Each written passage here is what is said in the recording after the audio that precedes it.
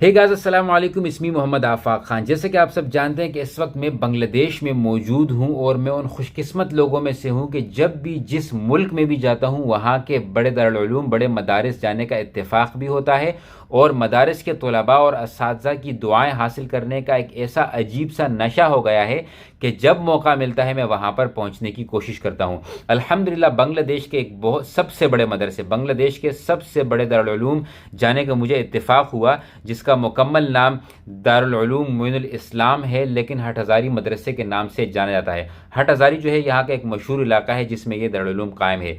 ये मदरसा 1901 में कायम हुआ था और यहाँ पर इस वक्त तकरीबन 8,000 से ज़ायद बच्चे तालीम हासिल कर रहे हैं।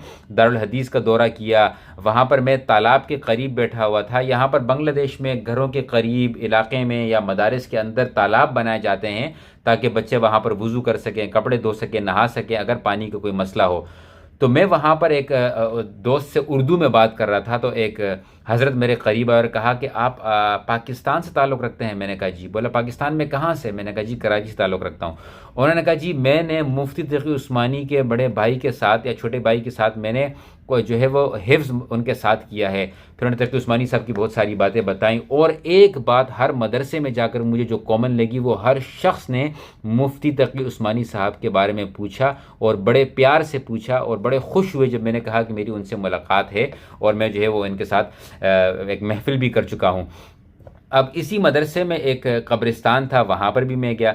वहाँ पर मैं आपको तस्वीर दिखा रहा हूँ, आप देख सकते हैं कि मुफ्ती मोहम्मद अब्दुल सलाम साहब की कब्र है जो दारुल इफ्ता में थे, बनूरी टाउन कराची के। आप देख सकते हैं लिखा हुआ है कराची पाकिस्तान। तो बड़ी खुशी भी होती है, दुख भी होता है कि यार किस तरीके से हम लोग जो है वो एक दूसरे से टूट चुके हैं, लेकिन अल्हम्दुलिल्लाह उलमा और मदारिस और ये जो लोग हैं ये आज भी पाकिस्तान के लिए वही फीलिंग्स रखते हैं, वही एहसास रखते हैं जो कि पहले था और बड़ी मोहब्बत का इजहार भी करते हैं। इसके बाद मुझे एक और मदरसे जाने का इत्तेफाक हुआ। ये दारुल उलूम बांग्लादेश का दूसरा सबसे बड़ा मदरसा है और अगेन मैं खुशकिस्मत कहता हूँ अपने आप को कि मैं यहाँ पर भी चला गया। अल्हम्दुलिल्लाह दूसरा मदरसा भी देख लिया सबसे बड़ा और पहला मदरसा भी देख लिया। ये जामिया इस्लामिया उबैदिया ननूपुर है। यहाँ पर भी तकरीबन जो है 8,000 के करीब तलबा जो है यहाँ पढ़ रहे हैं। हिफ्ज़ की क्लासें होती हैं, कंप्यूटर की क्लासें होती हैं। बहुत बड़ी मस्जिद है, बहुत बड़े जो है वो ज़मीन पर यह मदरसा बनाया गया है। अल्हम्दुलिल्लाह कई साल सैकड़ों के करीब जो है वो बच्चे यहाँ से ग्रेजुएट होकर निकलते हैं। पूरे बांग्लादेश से जो है यहाँ पर बच्चे पढ़ने आते हैं। एक और मदरसे में जाने का मुझे इत्तेफाक हुआ जहाँ पर मैंने नाबीना बच्चों को देखा जो कि ब्रेल कुरान के ज़रिए कुरान पढ़ रहे थे। मैं आपको इनकी वीडियोज़ दिखाऊँगा। बच्चों ने अपने हाथों से किताबें लिखी हुई थी। बच्चों ने ऐसी किताबें लिखी हुई थी कि मैं हैरान रह गया। अच्छा, अभी इन्हीं मदारिस में बच्चे जो है वो थीसिस जमा कराते हैं और किताबों की टाइटल देखें, उनके मसाइल देखें कि मोबाइल पे तलाक और निकाह के बारे में क्या हुक्म है, जो है वो ऑनलाइन ये चीज़ों के बारे में क्या हुक्म है, ड्रग्स के बारे में क्या हुक्म है, गैम्बलिंग के बारे में क्या हुक्म है। इतनी मोटी मोटी किताबें लिखनी पड़ती हैं और हम लोग क्या करते हैं, हम लोग एक फ़ोन करके बोलते हैं मौलाना साहब तलाक हो गई है जी, कोई निकाह हो गया, बताएं इसके बारे में क्या हुक्म है। वो 8-10 साल 12 साल की उनकी तालीम, उसके बाद उनका थीसिस लिखना, मोटी मोटी किताबें हिफ्ज़ करना, उनको लिखना। उसके बाद हम ये समझते हैं कि तो 5 मिनट का मसला है, हमें मौलवी साहब ऐसे बता देंगे। और कोई एक मौलवी ये नहीं बोलता कि मैंने 15 साल तालीम हासिल की है, तुझे 10 मिनट में बता दूँ। वो फिर भी बता देते हैं। इनको अप्रीशिएट करना सीखें। 4 साल या 8 साल की छोटी छोटी या बड़ी बड़ी किताबें पढ़ने वाले डॉक्टर्स या लॉयर्स अगर आपसे इतनी बड़ी फ़ीस चार्ज करते हैं कि हमने इतनी ज़्यादा मेहनत की है, ये उलमा फ़ीस भी नहीं चार्ज करते, तो कम से कम इनकी हौसला अफजाई करने की हिम्मत अपने अंदर पैदा करें। और नाबीना अफराद को अल्लाह ताला ने एक अजीब किस्म का जो है वो आप कह सकते हैं कि अगर उनसे बीनाई छीन लिया, बीनाई की नेमत उन्हें नहीं दी, तो बाकी बहुत सारी नेमतें होती हैं। उनका हाफिज़ा बड़ा तेज़ होता है, उनकी आवाज़ बड़ी प्यारी होती है।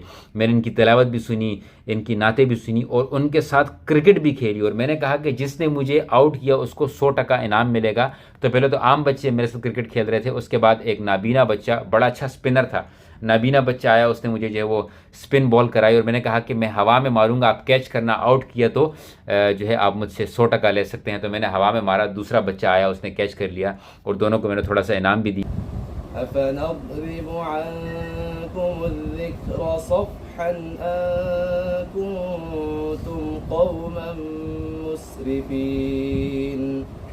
वकम अरसलना मिन नबी في الأولين وما يأتيهم من نبي إلا كانوا به يستهزئون बनी है वो जिसके लिए महफिल को नई ने साजी है फिरदौस बारी जिसके वसीले से बनी है ओ हाशमी मक्की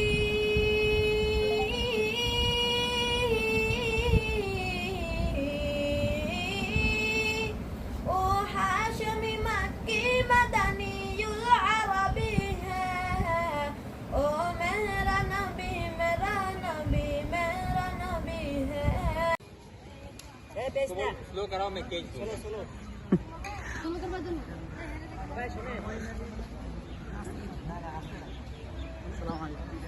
सलाम। ये तो लेग स्पिनर आ गया।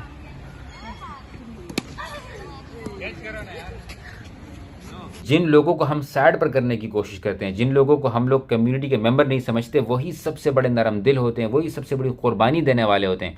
और मैं जो हमेशा कहता हूँ कि जो काम उलमा कर रहे हैं वो एक जाहिल नहीं, 100 जाहिल एक आलिम का काम नहीं कर सकते। मेरा कहने का मकसद ये होता है कि किसी तरह के भी हालात हो, दीन को फैलाने की बात हो, इसमें मुल्क की तरक्की की बड़ी बात होती है। देखें, अगर इंसान दुनियावी एजुकेटेड हो या दीनी एजुकेटेड हो, चाहे वो दरुल कुफर में रहता हो, चाहे वो दरुल इस्लाम में रहता हो, चाहे वो लिबरल स्टेट में रहता हो, चाहे वो मुस्लिम स्टेट में रहता हो, एजुकेशन जो है वो हमेशा से एंड ऑफ द डे मुल्क की कम्युनिटी के फ़ायदे ही की बात होती है।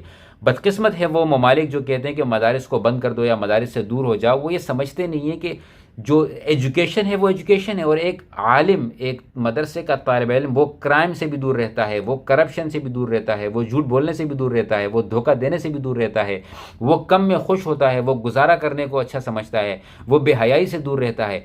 तो ये तो मुल्क की क्रीम होनी चाहिए। इसको तो मैं कहता हूँ कि जो कुफ़ार ममालिक है उनको भी अगर एक दफ़ा समझ आने लग जाए कि दीन की असल जो है वो हिकमत क्या है, दीन की तालीम क्या है, तो मेरे ख्याल में वो भी इस चीज़ को ज़रूर करार देंगे कि ये भी यूनिवर्सिटीज़ में पढ़ाया जाए, ताकि एक कॉन्सेप्ट क्लियर हो जाए बच्चों का कि कम्युनिटी में किस तरीके से जो है वो आगे आना चाहिए।